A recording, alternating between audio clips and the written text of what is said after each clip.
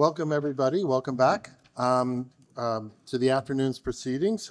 This is a table ronde, a panel on recognition at the workplace from a real diversity of perspectives and two languages. So those who require translation are advised to go get your headphones now. But I will leave it to Hubert to introduce the panelists and take it from there. Thank you. Thank you very much. Sorry, because cette table ronde va être en franglais, puisque personnellement, je n'ai pas encore obtenu mon badge pour pouvoir communiquer en conférence. Quelques mots d'abord sur l'AFDEC. C'est l'Agence française pour le développement de l'emploi et des compétences. Et nous travaillons depuis plus de 25 ans pour identifier en France et à travers le monde, en Chine, aux États-Unis, au Japon et dans de nombreux autres endroits, ce que constituent des organisations apprenantes, des organisations performantes. Et dans tous les cas, pour faire simple, le constat est évident, tout repose sur la qualité du capital humain, sur les compétences et sur la reconnaissance, sur lequel je vais évidemment revenir. Cette table ronde a pour thème justement la reconnaissance sur le lieu de travail. Je suis juste un peu gêné par le titre. J'aurais aimé avoir comme titre la reconnaissance sur le lieu d'activité. Parce que la reconnaissance, même si ça va être notre sujet, elle n'est pas seulement sur le lieu de travail, elle est aussi dans le milieu artistique, dans le milieu sportif, partout ailleurs. Et toute forme de reconnaissance est utile aussi dans le milieu de travail. Donc je voulais élargir l'idée que la forme de reconnaissance, elle est sur le lieu d'activité. Alors vous êtes peut-être étonné par ce qui est affiché. C'est très récent, ça a une semaine. Ça concerne mon fils. Un excellent cancre que les études ont essayé de poursuivre. Il a fini par avoir son diplôme. Il est rentré en laboratoire à l'hôpital, dans un hôpital parisien. Il y a passé 2 ans. Et ça, la semaine dernière, c'est ce que ses collègues ont écrit. Voilà, c'est 4 pages de texte de ses collègues qui lui disent, et il en a eu bien sûr les larmes aux yeux, tout le bien qu'ils ont pensé de lui pendant ces 2 années, avec en centrale en plus la lettre de recommandation de son directeur. Voilà, ça c'est ce que je vais appeler une véritable reconnaissance ouverte. A-t-il besoin d'un badge? C'est une bonne question, mais certainement que s'il y avait un badge, comme on l'a évoqué tout à l'heure, ça donnerait une valeur encore supplémentaire à cette reconnaissance. Mais je veux insister sur ce fait que la reconnaissance, ce n'est pas la validation d'une formation. C'est une réalité, c'est une pratique, c'est une existence. La deuxième chose, c'est que les compétences se développent, mais s'étiolent aussi. Elles ne sont pas permanentes. C'est un concept en France que l'on croit depuis toujours, puisque même aujourd'hui encore, obtenir un bloc de compétences est pratiquement valable à vie. Non, c'est une confusion terrible. Et d'ailleurs, j'ai l'habitude de dire, un peu comme le savoir, que tout cela ne s'use, comme les piles. Les piles, vous savez, ça ne s'use que si on s'en sert. Les connaissances et les compétences, c'est l'inverse. Ça ne s'use que si on ne s'en sert pas. Et donc, elles ne sont pas éternelles. Donc, la reconnaissance, elle peut être aussi relativement ponctuelle et en tout cas un outil de management, de la pertinence et de la continuité des compétences. Troisième point, c'est que c'est l'individu qui doit être pris en compte dans sa globalité, dans la contribution qu'il apporte. Et on a entendu à l'ouverture Tadei, Monsieur Tadei, qui nous disait que le plus important demain, ce n'était pas la reconnaissance de la connaissance, c'était la reconnaissance de la contribution à notre société, à notre environnement. Elle est totalement vraie et c'est encore plus que ce que j'ai appris ou ce que j'ai développé, c'est la forme de contribution que je peux avoir. Et puis enfin, et ce sera le sujet de cette table ronde, tout ça doit faire partie d'une politique globale et sociale au sein des organisations. La reconnaissance est un outil de management qui aujourd'hui n'est pas assez utilisé et que nous, on défend depuis de nombreuses années. Je terminerai juste en disant que C'était un vieux rêve dans les années 90, et j'ai quelques amis dans la salle qui le savent. Je parlais à l'époque du CV certifié. Parce que la difficulté, bien entendu, c'est que pour les entreprises, comment demander des renseignements sur quelqu'un? Surtout en France, vous n'avez pas le droit de dire du mal des gens. Donc c'est très très compliqué, évidemment. Du coup, cette idée du CV certifié, eh bien, par le badge, par la reconnaissance ouverte, on arrive à valider et à rendre crédible un parcours là où l'individu devait raconter une histoire. Et ça me paraît extrêmement important. Alors, ne croyez surtout pas qu'en ayant ce discours-là, je m'oppose aux reconnaissances formelles, aux diplômes, même si on a entendu aussi qu'on ne se définissait pas par rapport à son diplôme. On est bien d'accord. Mais rappelons que l'entête de notre déclaration de Paris, c'est l'égalité des reconnaissances. Et donc, qui dit égalité des reconnaissances dit aussi croire dans la possibilité de cette coexistence et même de cette co-construction et d'un véritable partenariat. Alors c'est pour ça que dans cette table, eh bien, nous avons des universitaires. On parle de la reconnaissance sur le lieu de travail, mais les universitaires vont aussi nous dire comment ils co-construisent avec la reconnaissance sur le lieu de travail. Donc j'ai d'abord demandé à Éric Giraudin, qui est de l'université Savoie-Mont-Blanc et qui dirige aussi le programme Avenir en France, de nous présenter cela. Alors on va faire deux tours de table. Donc je demanderai dans un premier tour d'être assez rapide et de donner les grands concepts de collaboration. Et puis dans le deuxième tour, on ira peut-être sur des exemples un peu plus concrets. Okay. Bon merci Hubert pour cette introduction. Donc, j'en profite pour rebondir. Hein. Le programme Avenir, c'est un programme qui outille l'accompagnement à la mise en œuvre de l'approche par compétences dans les formations de l'enseignement supérieur. Donc, l'approche par compétences, déjà, ce qui est intéressant, c'est qu'elle permet de reconnaître par l'évaluation, avant tout formative, c'est une forme de reconnaissance quand même des compétences des apprenants. Et ce sont les compétences qui sont visées par les formations. Donc nous, on insiste beaucoup, puisque tu parlais de partenariat, de de collaboration. On insiste beaucoup dans la définition des compétences sur un travail avec les entreprises, avec les acteurs du monde socio-économique, avec les étudiants, les enseignants, pour co-définir les compétences visées par les programmes de formation. Et ensuite, on va travailler également avec les entreprises sur l'évaluation, en tout cas dans un certain nombre de formations. Ce sera de la co-évaluation. Donc déjà, c'est une première forme de reconnaissance. Par contre, je suis dans une université Savoie-Mont-Blanc qui est particulière. Ça fait déjà 34 ans que nous avons un club entreprise intégré dans l'université. Donc on a un ADN un peu particulier, et ce qui nous amène justement à quelque chose, un travail plus large aujourd'hui, entre l'université, l'entreprise, le club, c'est d'essayer de travailler sur un système de reconnaissance qui combine à la fois l'approche par compétences, avec des évaluations, co-évaluations, donc de compétences formelles, combinées avec une approche de reconnaissance de compétences plus informelles, en situation d'activité, travail personnel, associatif et tout ce que vous voulez. Et là, encore une fois, également avec les entreprises. Voilà, donc c'était pour introduire un petit peu. On a envie d'aller vers le concept finalement de l'apprenant augmenté, qui bénéficie de ces deux formes de reconnaissance qu'on doit co-construire. Merci beaucoup Éric, c'est très précis, et puisque nous sommes évidemment dans une conférence internationale, nous avons cette chance. Je vais demander à Irène Sheridan de la Master Technological University d'Irlande de bien vouloir nous donner son point de vue sur cette co-construction, et peut-être de nous présenter aussi vos travaux et votre université, bien sûr. Merci Hubert. Thank you very much. I come from a unit in my university which is specifically responsible for creating and developing links between the university and the world of work.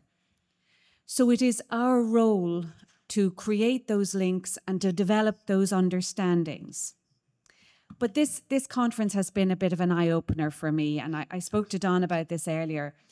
And one of the things that has made me think about is the word recognize or recognition, because it means to know again. And to know again, you have to know in the first place. And I think it asks quite a bit of the recognizer as well as the person who is to be recognized, to understand the contexts of the learning, and to help to translate them. So you could meet me in a bar in downtown Paris and try to impress me with your golf handicap. But I know nothing about golf, which is very strange, I realize, for an Irish person. But I know nothing at all about golf. So whether the number is big or small, it means nothing to me. I would find it hard to recognize. So that made me think, Hubert, about the relationship between universities and I say the world of work. In fact, in Ireland, we use the word enterprise. And by enterprise, we really mean any human endeavor, big or small, public or private or not-for-profit, community endeavors, groups of people who have come together for something. And a lot of the work that we do with those enterprises is on recognition of prior learning. And we recognize learning that has happened through volunteering. In fact, we're working on a number of European-funded projects on recognition of learning through volunteering, but we also recognize learning in the workplace domain. And just to go back to my theme, if I'm to understand or recognize learning that has happened in the workplace domain, then it demands of me that I understand that context better and that I work closer with those people in work, with the employers, with the shift supervisors, with the people who are supervising the hospitals, whoever it is, because if I don't understand it, I can't recognize it. So I'll just finish the first contribution there. It's about closeness and trust, mutual understanding and openness to that recognition by both the university and the workplace domain. There's a commitment on both sides required. Thank you. Merci beaucoup, Irène. Merci. On va revenir sur le workplace. Hier, j'interpellais nos politiques publiques dans la table ronde parce que nous avons des blocages à lever. Alors, je les partage avec vous, amis internationaux, et je serais intéressé tout à l'heure pour me dire si vous avez aussi ces blocages-là ou d'autres et comment vous faites pour les lever. Mais en tout cas, nous, on en a au moins 3. Et j'aurais dû en soulever un dans le cadre des tables rondes de tout à l'heure, celle de Philippe. Le premier point, c'est qu'en France, nous sommes sur un modèle qui est subventionné. Et donc, c'est vrai que ça a donné un coup de pouce à la formation professionnelle, comme nous l'a expliqué le représentant du ministère du Travail, mais en même temps, ça bloque nos entreprises qui n'ont pas développé de politique de développement des compétences à partir du moment où ils n'y trouvent pas de subvention pour le faire. Ça veut dire très concrètement qu'elles n'ont pas l'habitude de considérer le capital humain. Et qu'en France, je ne sais pas si c'est comme ça ailleurs, mais en tout cas, nos banquiers savent financer un équipement industriel sans difficulté, mais ce qui a de la valeur pour l'entreprise, qui est ce capital humain, ils ne savent pas le financer pour nous aider à le développer. Et donc, c'est l'État qui s'est beaucoup substitué, évidemment, à cela. Mais aujourd'hui, comme on nous l'a dit, les fonds diminuent. Vous savez qu'on a un budget un peu déficitaire. Et dans ce cadre-là, eh bien, nos entreprises arrêtent de développer les compétences qu'elles ont souvent réduites à des actions de formation très traditionnelles. Et le deuxième gros blocage que nous avons, donc le premier, bien sûr, c'est le fait qu'on a été subventionné et qu'on n'a pas les fonds nécessaires. Mais le deuxième, il n'est pas neutre. Et si on veut développer les badges et avoir une meilleure visibilité, c'est une idée qu'on n'a pas eue tout à l'heure, mais c'est d'aller dialoguer avec les branches professionnelles. Ça, c'est quelque chose chez nous qui est un véritable handicap. Quand j'ai voulu l'intégrer dans une branche professionnelle, la première chose qu'on m'a dit, un peu comme la formation dans les années 90, c'est « Ah, mais il va falloir que j'augmente mes salariés. Ah, mais il va falloir que je les change de qualification. » C'est-à-dire que nous avons des professionnels qui n'ont pas encore compris ce qu'est la reconnaissance. Et cette reconnaissance, c'est un outil de management et c'est un outil qui permet de conserver les personnes, qui permet de limiter la mobilité. On va l'illustrer dans un instant. Et je voudrais rappeler que le Society for Human Resource Management, en 2016, dans son étude, indiquait que ça permettait de diminuer le turnover de 21 à 30% des personnes lorsqu'il y avait une politique de reconnaissance interne dans l'entreprise. Donc tous ces éléments, ça doit être vu de façon très systémique dans une politique sociale. Et il y a essentiellement 4 axes qu'il faut développer. Le premier, c'est être conscient que la valeur de l'organisation ne repose pas sur l'individu, mais elle repose sur la compétence collective. Et donc, la valeur immatérielle d'une organisation, c'est sa compétence collective. Et donc, le problème de l'organisation, finalement, c'est déjà d'analyser la contribution individuelle à la compétence collective.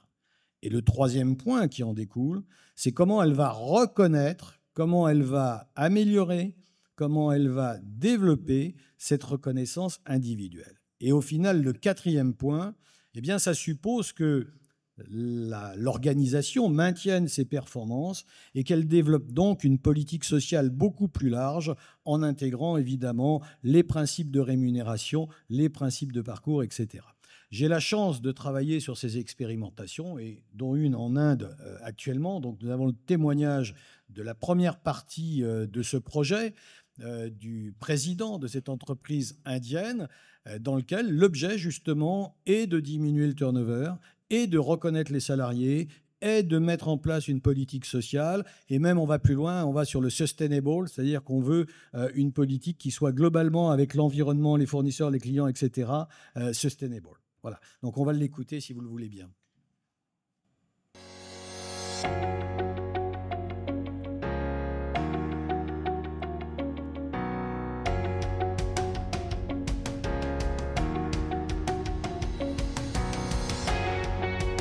Manish Padaria, working for Aremo, which is a French company, since 2007. We are based out of Pune. We started this company in Pune, and since our inception, we are trying to develop the local customer need for assembly solutions. So that is what we do. This company is 160-year-old family-owned company from France, Grenoble, and we are a subsidiary of this company. Our idea was to cater to the local market through our expertise, which we have developed over a period of time globally. And right now we cater to various markets, primary being mobility. But apart from mobility, we also cater to healthcare market, we cater to energy market, agriculture market, and recently we are also started to cater to construction market for offsite and other needs, more specific to assembly solutions in all this market.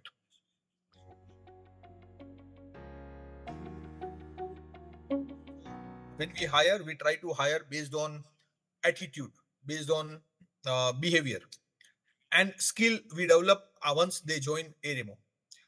That is how we are working, and we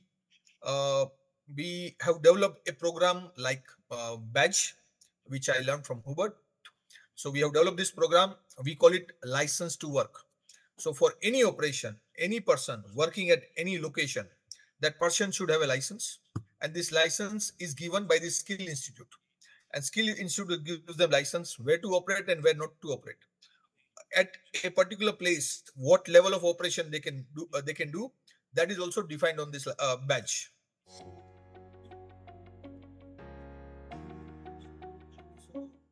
Today, we don't have anybody having a badge wearing on their body. We don't have this system in place. At the same time, we have a system in place with a board in their working area where we have a picture of the person, and with this picture, which skill they have and what level of skill they have to do that activity. So there is activity. For that activity, we have defined 4 levels of skill. And out of this person is at first level, second level, third level, or fourth level. So that is what is visible to everybody. The 4th level is the level where they are expert, but not only, they are also able to train others. So we have many cells. We call it small group. And this small group is formed of 4 to 6 people.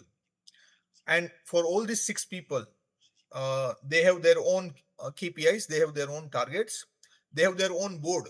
On this board, they display everything. The board is owned by them. They themselves can make the change on the board, but the format of the board is fixed. They have to display all these topics which are fixed. And within this, one of the format is for skill. So all the 6 people or 4 people or 7 people which are part of this small group, they have to also inform by visually what is their level of skill, what are the skills required in their cell, and what is individual level of skill, which is according to them or according to their manager. And we also have a target to manager to improve the skill from one level to another every year. So that is how more and more training take place. That is how there is a opportunity of the operators or of the associates to go out to learn, because they also need time, and sometimes manager are not giving enough time for them to learn. So how to motivate manager to give time is we have a KPI to manager that the small group should enhance a level of skill from one level to another level every year.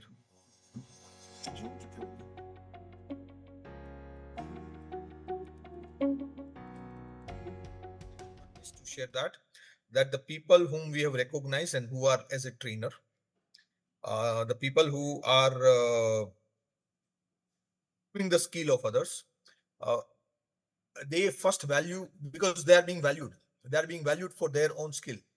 So they are so much engaged, they are so much motivated, and for sure they don't want to go to any other industry and learn some new skill, because they want to remain over here. They want to remain as expert, because whenever there are challenges, they are as expert, they are being called. They are being called for the meeting, for discussion, for their view. So they feel valued, and this value also keeps them engaged. So your question was whether this has helped in retention. Sure, it has helped us in retention. Not only, it has also helped us in motivation of the people. Just when we identify a person who is able to train others, we also invest on this person, on this employee, on this colleague, by way of imparting them trainings, by way of imparting them budget to enhance their skill further. I will just give you example. All the people are trained to train. So it's not easy for somebody to be on the stage and train others. So first is they have to go through a training to train others. They have to go through a training of, these are the operators. So they have to go through a training of learning the computer, of learning how to make the PowerPoint, learning on how to make the training module. And sometimes we also send them to the technical institute where they have a specific program on some topic, so that they are able to enhance also their skills.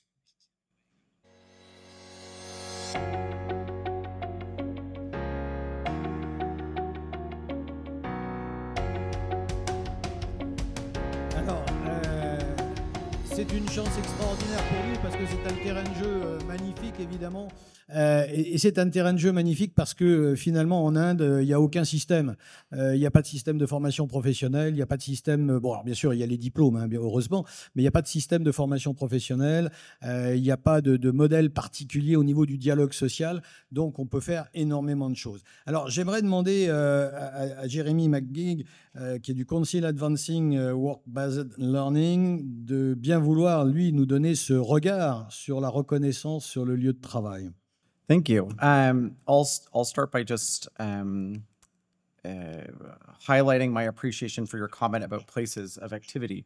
The work of work-based learning happens in places of activity. I think that's a beautiful example of that. And what I see happening in this video that we just saw and what happens in small businesses around the world is ultimately a respect for the lived experience in the community, of the community members, and people who are striving to participate inside of that community. And so if we can create ways of recognizing that that individual in the community holds contextual understanding, they can begin to acknowledge people that want to move into those spaces, particularly for organizations that don't have professional standards or who are not large enough to have this elegant opportunity to create an internal training system with policy statements. They're looking for signals to respect the community and to have that recognized in a meaningful way.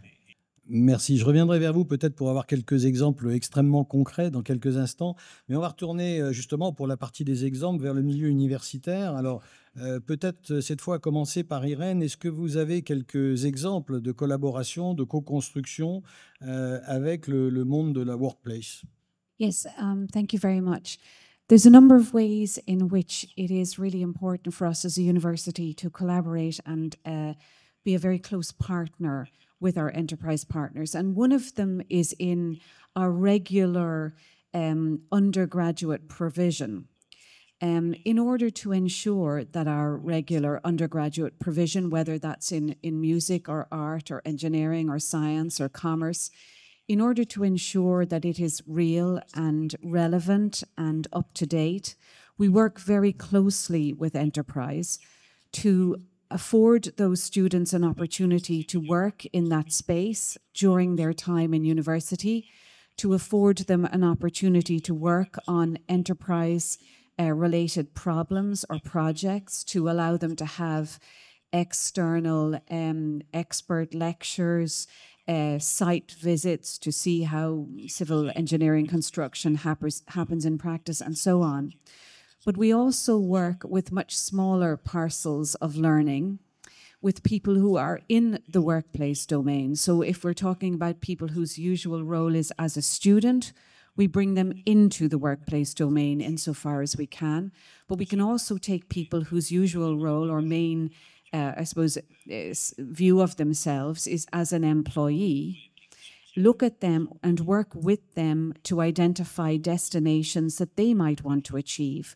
We work with large organizations. We have in Cork, in Ireland, we have a lot of the major multinational pharmaceutical manufacturing companies, for example, and we work with them to understand work-integrated learning, work-based learning, what the people who they employ learn while they are at work through their work. And we write that learning we codify it as academic learning, and we write it into modules or learning outcomes within smaller parcels of learning, and therefore allow them to gain academic credit, because academic credit is the currency that we use in higher education. Our remit legislatively in Ireland is to afford programs of academic credit. But we can afford programs of very small units of credit. We can work with employers to understand what a particular group of employees do in their day and to translate that into learning outcomes. And I'll just give you one example.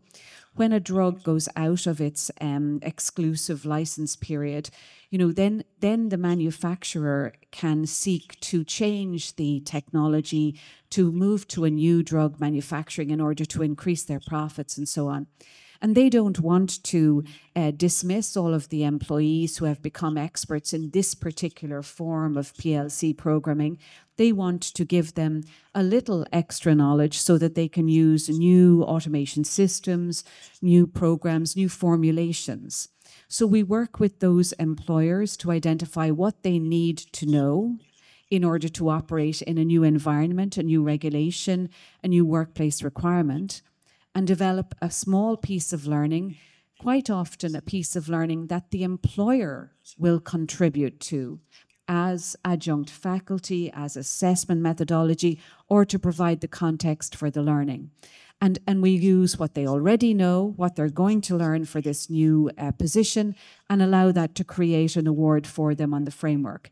And the difference is that award, because it is on our national framework, is transferable out of that context into another pharmaceutical or chemical plant, allowing that both the learner and the learning is mobile in that context. Merci beaucoup Irène et merci de souligner l'importance aussi de cette mobilité parce que si on a dit que ça permettait de garder les collaborateurs, ça leur permet aussi bien sûr d'être mobiles. Alors Eric, vous nous avez parlé de cet apprenant augmenté. Alors on l'augmente comment? Vous avez des idées, des projets? Vous faites des choses? Voilà, on a surtout deux sujets pour l'instant, en tout cas sur, on va dire, le concept de l'apprenant augmenté, ça va être déjà dans le cadre de l'alternance, travailler sur un modèle déjà d'identification et de reconnaissance des compétences des apprenants ensemble, hein, université, entreprise, mais également, dans le cadre de l'alternance, également la reconnaissance, l'identification, reconnaissance des tuteurs en entreprise qui accompagnent. Parce qu'eux aussi, ils développent ces compétences à accompagner. Voilà, donc c'est vraiment, je tenais à souligner le côté dual de ce modèle qu'on veut construire. Et d'ailleurs, c'est ce qui m'a amené à rencontrer Hubert. Voilà, qui m'a amené à te rencontrer.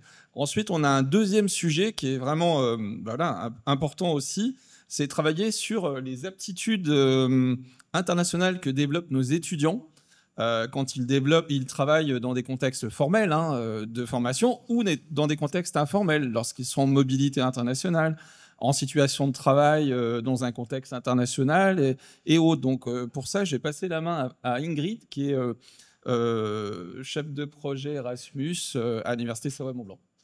Merci. Moi, je vais vous présenter un chantier qu'on mène en ce moment à l'Université Savoie-Mont-Blanc, qui a pour objectif, donc, comme l'a dit Eric, de reconnaître, de valoriser et de reconnaître les aptitudes internationales qui sont développées par les étudiants.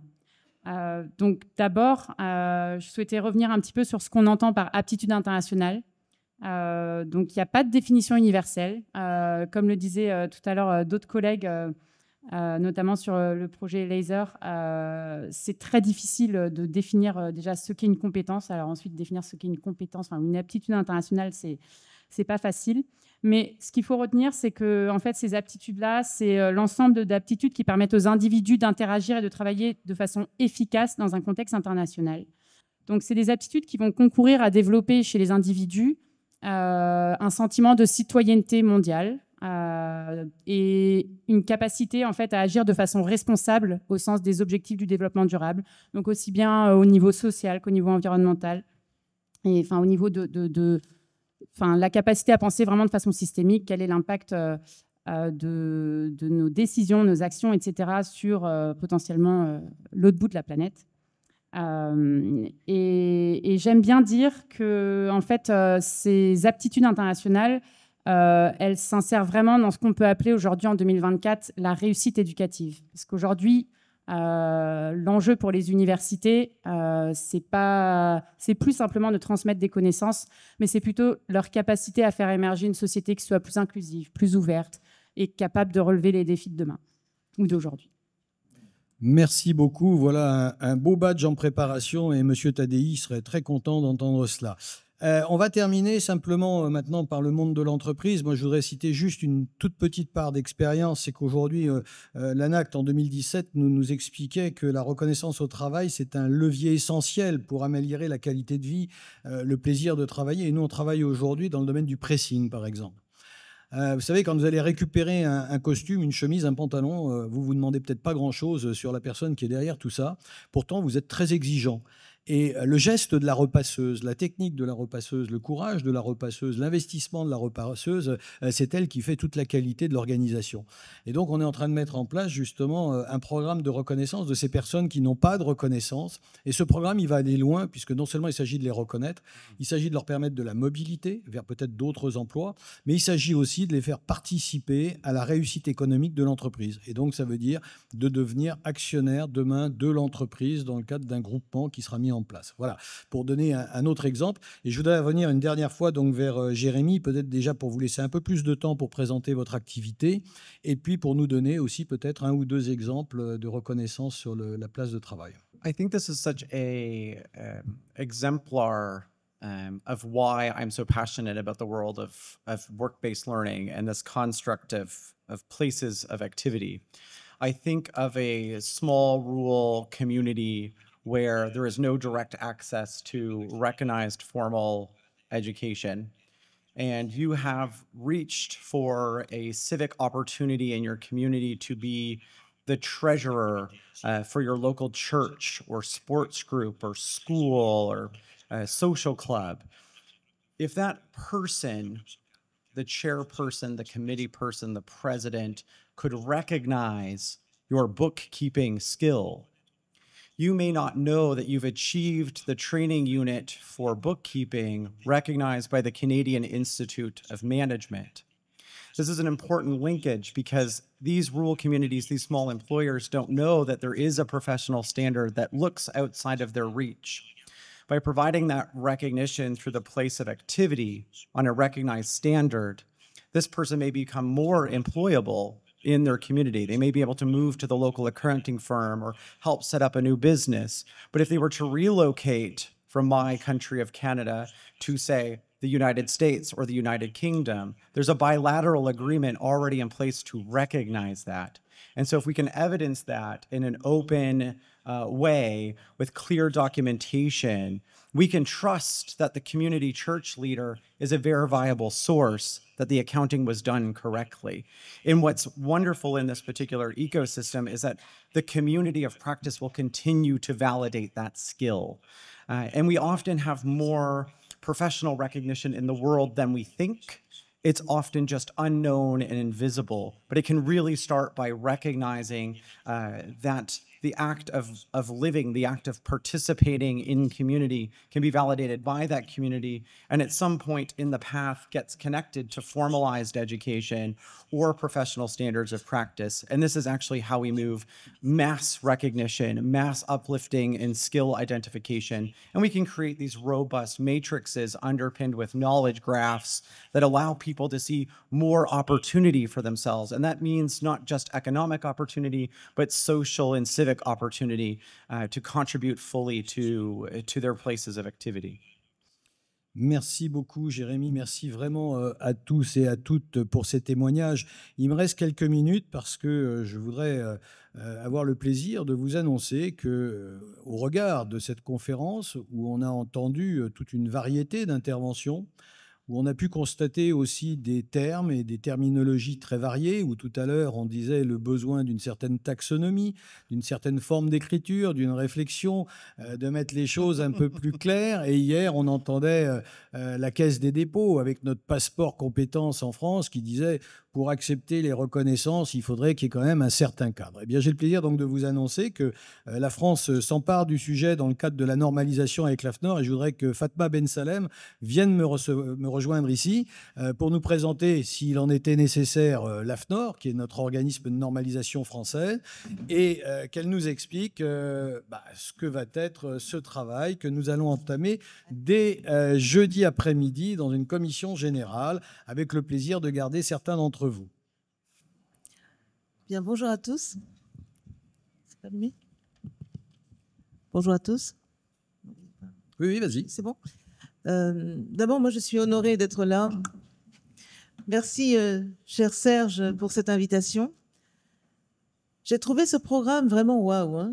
C'est incroyable ce que vous avez pu échanger, les sujets, la thématique, vraiment intéressante. Merci Hubert de cette introduction. Merci pour ton soutien en normalisation depuis quelques années déjà. Alors moi, je suis Fatma Ben Salem, je suis chef de projet senior à la normalisation, à AFNOR, normalisation.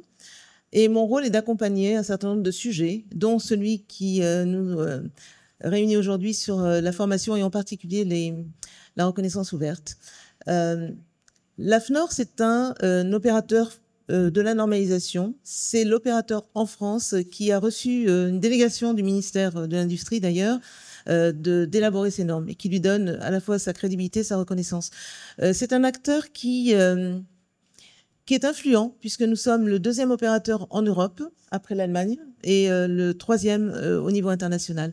Et chaque pays a un organisme de normalisation comme AFNOR, donc BSI pour l'Angleterre, CA pour le Canada. C'est ça ? Oui. Voilà. Tout ça pour vous dire que ce sujet est un sujet qui est porté en normalisation. Nous allons avoir un kick-off meeting, un lancement dans une quinzaine de jours. Et ce sujet pourra aussi être porté à l'échelle internationale. Il intéresse beaucoup les Américains, les Chinois qui sont dans notre écosystème normalisation, puisque nous travaillons en France bien évidemment, mais aussi à l'international. Il y a un comité formation, éducation et compétences qui est présidé par le tandem surprenant américano-chinois. Comme quoi ça arrive. Les alliances en normalisation, c'est aussi peut-être un exemple à suivre. Alors, que fait la normalisation? Donc, les normes sont des documents volontaires, d'application volontaire, et s'élaborent dans des commissions. Et les commissions sont des structures qui réunissent les parties intéressées sur un sujet donné. En l'occurrence, si on prend cette thématique qui nous concerne aujourd'hui, ça va être les organismes de formation, ça va être les entreprises, ça va être les représentants de l'autorité publique, ça va être les organisations professionnelles, les sachants, hein, des consultants et universitaires, j'en oublie certainement. En tout cas, l'idée, c'est d'avoir un tour de table représentatif de toutes ces parties intéressées. Et c'est aussi à cet exercice-là que j'aimerais vous convier, parce que les normes se font par les acteurs du marché, pour les besoins exprimés par le marché. Elles sont co-construites par les acteurs du marché. L'AFNOR n'est là que pour amener le dispositif qui permet d'atteindre un consensus et ensuite de publier et de diffuser ces normes. Notre ambition, vous l'avez compris, est de pouvoir réaliser, mais aussi mettre à disposition, diffuser des bonnes pratiques et des solutions efficaces. Alors, sur ce sujet des badges, vous l'avez, et je n'étais pas là forcément à toutes ces discussions, mais vous l'avez bien noté, il manque aujourd'hui une sorte de langage commun pour permettre cette interopérabilité des différents acteurs du marché sur cette question-là. Voilà. Donc, je fais juste un petit sum-up, vraiment rapide, pour vous permettre de capter ce qui a été dit. Voilà. Donc, je représente l'AFNOR, qui est l'organisme de normalisation français, qui est l'opérateur français de la normalisation, comme il en existe partout dans le monde. Notre mission, c'est de permettre la réalisation et la diffusion de bonnes pratiques et de solutions efficaces. J'insiste sur la notion de solutions efficaces parce qu'elles vont nous concerner. C'est vraiment le concept qui va nous réunir sur ce sujet-là. Nous avons un projet qui a été lancé et la réunion de lancement réelle, effective, ça ne marche toujours pas. Écoutez, je ne sais pas. On fera une note de synthèse pour nos amis anglophones. Peut-être quand même rappeler pour nos amis français assez rapidement les travaux et donc les données de sortie de ces travaux-là. Et puis je demanderai juste à Serge ensuite de nous rejoindre pour clore cette dernière table ronde de notre congrès et réagir aussi sur cela. Mais peut-être une question très rapide. Et si on peut le faire en translation, peut-être Serge, tu peux nous aider à traduire en live 2-3 termes, 2-3 mots qui vont être dits ici. Mais peut-être une question qui inquiète quand même certains aujourd'hui, c'est comment les reconnaissances ouvertes peuvent être dans une norme et comment ne pas contraindre finalement ce qui est aujourd'hui une grande ouverture. Alors, la norme est un document de référence qui est élaboré par les acteurs du marché pour les acteurs du marché. On est bien d'accord. Il ne s'agit pas d'une... On parle bien du standard et de la norme volontaire. On ne parle pas de la norme juridique dont on parle souvent. Vous en avez entendu parler certainement. Il y a trop de normes en France. Il ne s'agit pas de ça. Donc, dans la mesure où nous réunissons les parties intéressées pour élaborer les référentiels dont ils ont besoin, faites-leur confiance. Ils ne vont pas élaborer des documents contraignants ou qui vont encadrer. La norme autorise l'innovation, elle accompagne l'innovation, elle permet aux opérateurs de se comprendre, de s'entendre et de fixer une barre qualitative de prestations sur un marché.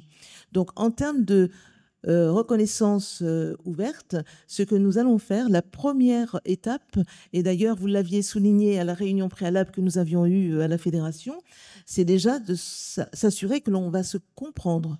Quels sont les concepts clés autour de la notion de reconnaissance ouverte et quel sens commun on peut y donner. Ça vous paraît être peut-être quelque chose d'un peu abscon, mais c'est essentiel. Et ce travail de conceptualisation, de terminologie, de définition est la première brique d'un langage commun. Ensuite, il va falloir donner de la crédibilité à ces dispositifs. Donc donner un fond, une structure, un cadre. Voilà, c'est ce qui va nous réunir. Tu le permets, quand même, l'un des objectifs quand on crée ces outils, ces normes justement, et qu'on appelle souvent normes-outils aussi, c'est d'apporter de la méthodologie. Bien sûr, et encore une fois, le contenu, vous le décrirez vous-même, hein. L'idée, nous, on vous donne un cadre. Le cadre, c'est il faut que les acteurs puissent se comprendre, il faut que l'on sache de quoi il s'agit, donc poser un cadre, et il faut que le tout puisse permettre une crédibilité, en fait, donner de la confiance. C'est ça le projet. Très bien. Alors, Et le défi que nous avons, c'est comment est-ce qu'on va réussir à formaliser sans tuer l'informel. C'est ça qui est quand même important, parce que si on pourrait décider de tout formaliser, et du coup, où serait l'informel? Or, ça bien une de nos tâches, c'est comment est-ce qu'on va laisser de la place à l'informel et comment on va articuler l'informel, le formel, le non formel. Donc c'est un petit peu comme préserver un territoire. Hein, on va dire, voilà, cette forêt, ça reste une forêt vierge, on n'y touche pas. Parce que si on y touche, on va changer l'équilibre. Donc on va être très conscient de préserver des espaces de liberté. Alors juste une précision, peut-être un complément. Lorsque pour nous il s'agit de fixer un cadre, c'est-à-dire qu'on va fixer des objectifs et en aucun moyen, à aucun moment, nous allons dire comment il va falloir faire. Le comment, c'est à chacun de les déterminer. Voilà, mais on va se fixer un cadre commun en termes d'objectifs. Voilà, on arrive à la fin de cette table ronde et justement, puisque tu nous as rejoint, Serge, eh bien, je voulais avoir un repas, puisque c'est la dernière en plus du congrès, peut-être un regard global sur tout cela et puis préparer à ce qui va se passer derrière. Alors, on va avoir une autre séquence après, où on va faire venir des participants de la conférence pour nous dire qu'est-ce qu'elles ont retenu de ces 3 jours passés ensemble. Là, ce que je voulais simplement dire, ce qui est intéressant, dans le moment qui est en train de se passer là, c'est qu'on va passer à la signature de la déclaration de Paris. Et donc, on vient de terminer une présentation où on parle du formel, hein, de la normalisation des normes. Et là, on va rentrer dans l'informel, parce qu'on a une déclaration de Paris, et nous allons la signer. Et une personne qui devait signer cette déclaration de Paris, qui est Claire Hébert-Suffren, qui est la présidente d'honneur de notre association, qui ne peut pas être avec nous pour des problèmes de santé, pas directement, mais dans sa famille, ne pourra pas signer, mais elle nous a envoyé sa signature. Une signature sur un document Word, un scan. Et donc, je suis à la recherche de quelqu'un qui pourra faire une fausse signature. Elle a donné son accord pour qu'on imite sa signature. Donc, s'il y a parmi vous des gens qui ont eu l'habitude de signer leur propre dossier scolaire pour remettre à leurs parents, donc si vous avez un entraînement, on vous donnera un badge pour avoir eu le courage d'imiter la signature de Claire Hébert-Suffren. On vous rappasser l'exemple. Elle sera très heureuse et moi, ça me fera très plaisir aussi parce qu'elle nous manque. Elle aurait été vraiment essentielle dans cette conférence. Juste avant qu'on se quitte et remercier tout le monde, je rappelle donc qu'il y a aussi appel à candidature à notre commission de travail. Absolument. Donc si vous avez aussi des craintes de débordement, soyez acteurs. Donc Fatma reste avec nous encore un petit moment et on peut discuter si vous voulez rejoindre notre groupe de travail qui a été initié, je le rappelle aussi, par Serge et par Philippe. Donc déjà, on a 2 garants quand même d'une certaine rigueur. Merci Serge. Non, merci Hubert, parce que c'est quand même toi qui nous a mis en relation et qui a créé cette opportunité. Donc voilà. Merci pour cette table ronde. Donc ce qu'on propose maintenant, c'est de passer. Don, si tu viens me rejoindre. Yes, to move to the last sequence of the day, which is basically to